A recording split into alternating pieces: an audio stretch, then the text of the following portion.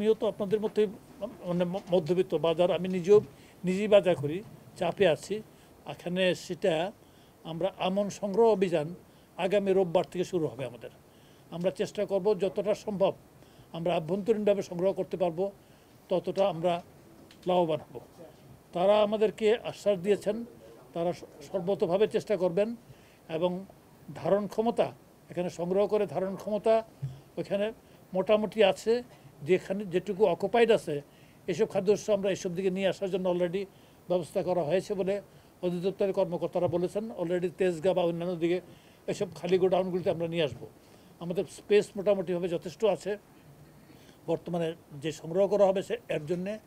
Plus আমাদের কিছু আমদানি পাইপলাইনে আছে অলরেডি।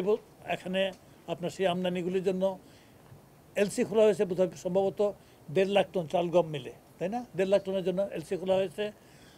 এবং গত এক সপ্তাহ পর্যন্ত আপনারা নিশ্চিত দেখেছেন, গত এক সপ্তাহ পর্যন্ত অন্ততপক্ষে চালের দাম যেটুকু বেড়েছিল আপাতত আল্লাহর রহমতে স্থিতিশীল হয়ে গেছে, আর বাড়ছে না। আমি আশা করছি সহসাই নতুন আমন ধানটা মার্কেটে আসা শুরু করলে একটু কমতেও শুরু করবে।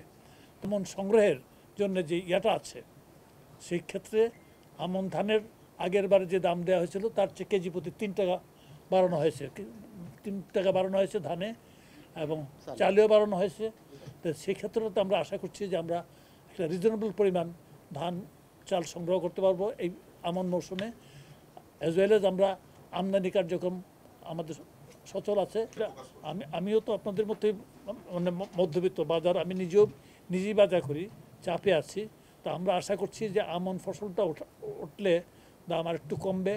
পাশাপাশি শীতকালীন সবজিটাও কিন্তু অকালীন বৃষ্টির জন্য মার খেয়েছে, সেটাও ওঠা শুরু করবে আশা করছি, দ্রুতই ওঠা শুরু করবে।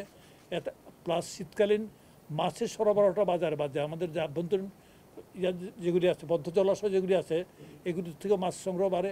এতে করতে যে আমাদের ধরেন আপনার ওই মুরগির উপরে বা ডিমের উপর চাপটা কমবে, সবগুলির দাম কিছু পরিমাণে কমবে বলে আমার মনে হচ্ছে।